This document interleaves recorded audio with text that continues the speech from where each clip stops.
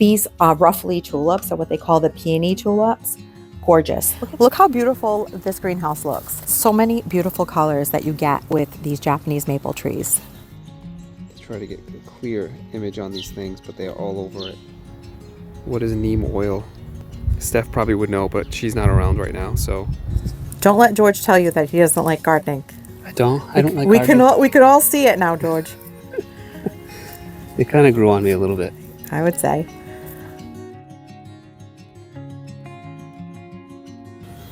Hi, it's Steph, and I'm here with George today, and we're going on a road trip. Where are we going, George? Saturday morning. So we're going to Hassan's Tolland Farm in Connecticut, and we're also going to a local farm nursery to pick up some dahlias. Dahlia tubers that I bought, yeah.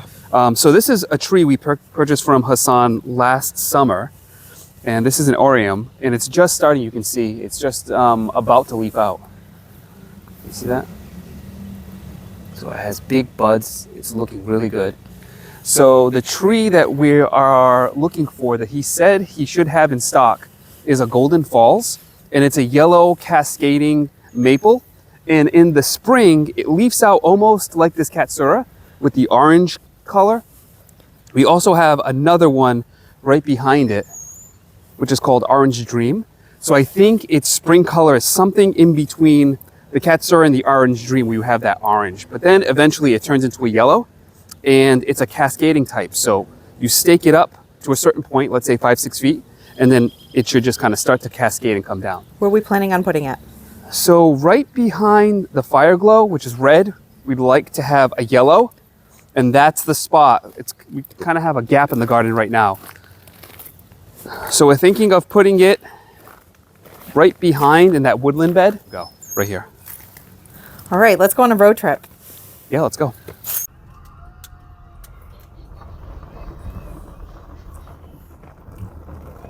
We've arrived at Open Gate Farm, which is a beautiful farm here in Westport, Massachusetts. And this is where I ordered some dahlia tubers from.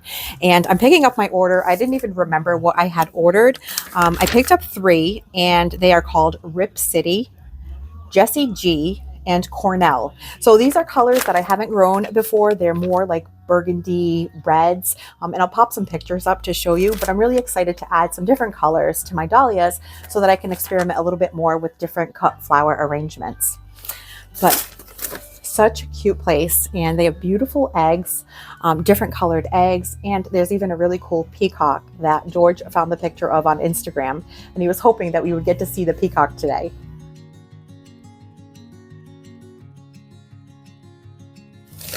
Look at these beautiful tulips.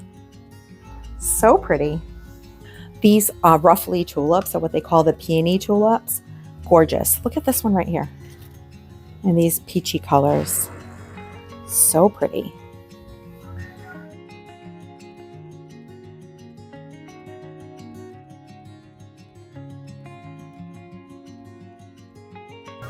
We're on our road trip, and we stopped at Subway for some lunch. These chips are so good. A little spicy, but I really like them. But of course, after we're done eating, this guy always needs to have a little sweet something. What'd you get? I got 2 oatmeal raisin. I'm not sure if we're dating ourselves with oatmeal raisin. So good, right? Yeah. We used to really like their peanut butter ones, but they don't have those anymore. So oatmeal raisin it is. Now, looky, I've got a cookie. Who are you calling? ET phone home? Haven't seen one of those in a while. That's a blast from the past. Yeah. We're visiting with Hassan. We ended up going to his farm, Tolland Farms, but it's still closed for the season for a couple more weeks. But because we had made the trek up here, he told us to come by his house, where he also has some greenhouses with his more rare varieties of maples and conifers. Look how beautiful this greenhouse looks. Now, all of these are leafed out because they're in this greenhouse, so they're in a warmer climate. But so many beautiful colors that you get with these Japanese maple trees.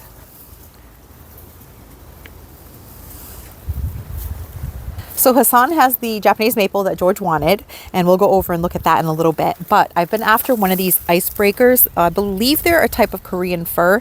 They have this really beautiful white frosted look to them. So I am going to pick one of these up for the Japanese maple garden. So So we're back home from Tolland Farms, and I had hoped to film and talk to Hassan a little bit more while we were there, but the opportunity didn't present itself. We started talking about the trees, got carried away, and the time passed us by, and it was time to get going. So here is what we picked up.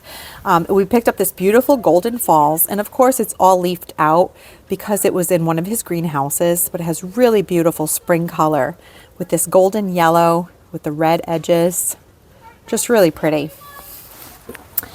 I also picked up two conifers, dwarf conifers.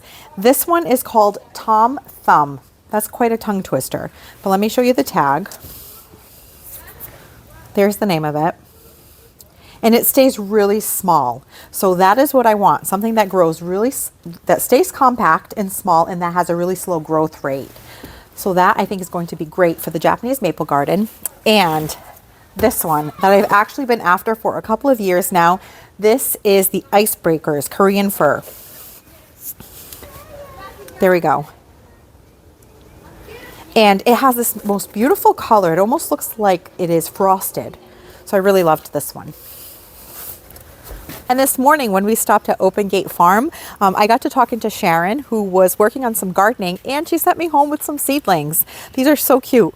Of course, when I start talking to another gardener, I can't stop talking. And it was like a half hour later, George was waiting, and here I am walking into the greenhouse, and she's showing me all of her beautiful starts. This, I believe, she said it was a hibiscus and that it's a foliage plant. So when I did a little bit of looking around, I think that this is the Mahogany Splendor hibiscus. So she said it looked like the peony foliage, so I'm pretty sure that's what that is. And then she also shared with me two salvia starts. So one of them is a blue salvia and one of them is a red salvia. And this is a type of chrysanthemum. So that was really fun. So if you get to watching this, Sharon, because you did tell me that you like YouTube, I hope that you know I am very thankful for these starts, and I can't wait to see what they do in my garden. So it's the end of April, and the Japanese maples have started to leaf out, specifically the Katsura right there. That's like the first to leaf out. The orange dream in the corner, we'll go see that in a second. And that's a Makawa. This one comes out like a lime green. It's really cool. But they're just starting to leaf out right now. And this one right here on the side is Sister Ghost. But I noticed that it has these little beetles. You see that? And they're called a steel blue lady beetle. I looked them up on Google. And apparently they don't eat the leaves. And they're native to Australia and New Zealand.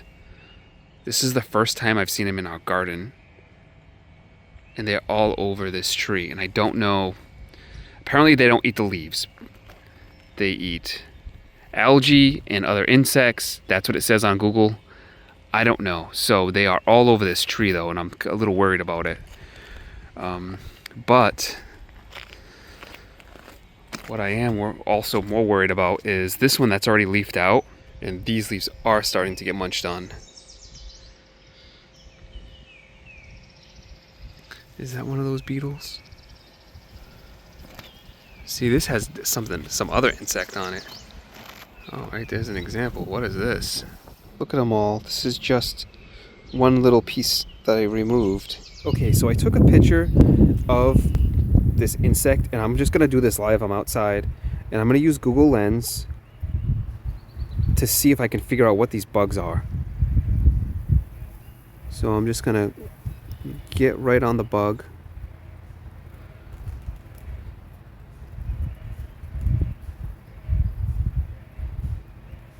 I guess it's an aphid, so I need to figure out what I need to do to treat for aphids.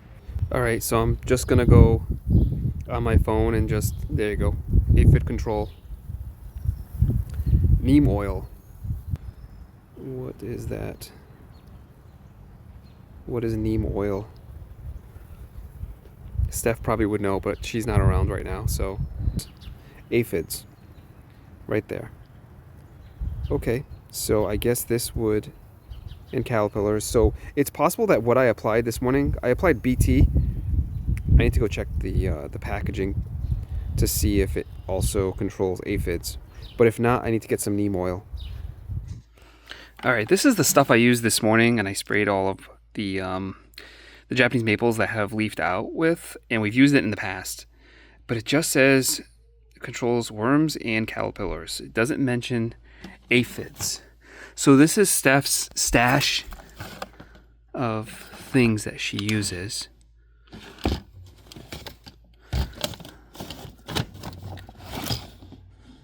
Oh, look, neem oil. Neem oil. Does it say, yeah, aphids? It says it right there in the middle. All right, so I'm going to use this. It's my lucky day, and it's full. So I was just reading the packaging on here, and this seems to be really good stuff. It's organic, and it says can be used up to the day of harvest, which is really good. So if it's safe on fruits, vegetables, and things that people can eat, I'm sure it's going to be fine on this tree. I just finished spraying the tree, and hopefully I caught it early enough, and we'll take care of the problem. It's the next day after we went to Hassan's farm, and George has been working on getting some soil mixed up to plant the new Japanese maple. But I'm so impressed with him today. I went grocery shopping earlier, and he told me he figured out a problem with a couple of the trees. We had noticed that there was a couple of holes in the leaves, and we were thinking it was the tent caterpillars from last year, right? No, it was right. I thought it was the caterpillars, and then I saw the beetles, and then I went over to the orange dream. It was something completely different. Yeah. So instead of calling you, because I knew you were busy, I just went on Google and I figured it out. I mean, I don't know if it's exactly what you would have done. You're being such a gardener and you don't even know it. Yeah, well, I have Google as my my helper. Yeah, that's right. Google helped you out. But it's so funny because, well, not funny. So would you have done that? Would you have done the same thing? So he treated it with what, neem oil, right? Yeah. Yeah, first thing that I would have done probably is the most common thing that you do first is just spray them off with the hose. You get a nice hard stream on the hose, shower setting, kind of knock them off as best you can, right? And then you can spray them with neem. But it was an overcast day today. You went right for the neem oil. Yeah. That's fine. It's been overcast. It's going to work. Good job. Yeah. So this is going to be... I'm so proud of you. Look at you. Now you can be disease and pest management too in the garden.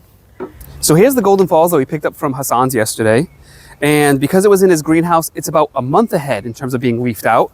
So when these the leaves first emerge, they are more of a orange color, like the katsura and the orange dream. Right now you see it's yellow color with the red or orange tips on it. But this is the spot. And I'm going to use a taller piece of bamboo. And this already has a bamboo in here for it being staked. But because we want this to go up a little bit higher and cascade down, I'm already going to place the taller bamboo so we can continue to stake it up. Yeah. So we're going to stick the bamboo in the same spot that we're going to remove the other bamboo so that we don't damage the roots or anything. Yep. And it will gain some more height, and then it'll eventually start cascading downward because it's a Ryusen type or a waterfall type Japanese maple. So it has kind of a cascading effect. It will go up until you stop staking it, and then it'll start to cascade down. Yep. All right, let's get planting. So we're working on mixing up some soil. In the wheelbarrow, we have some native soil and some of the Coast of Maine lobster compost. We're going to mix that up real well, and then we're going to go ahead and get the tree planted. I'm also going to add a little bit of the Biotone startup fertilizer to get it going and growing. And when we plant it, we're going to show you because you don't want to bury it too deep. So we're going to make sure to put the root ball at the proper place.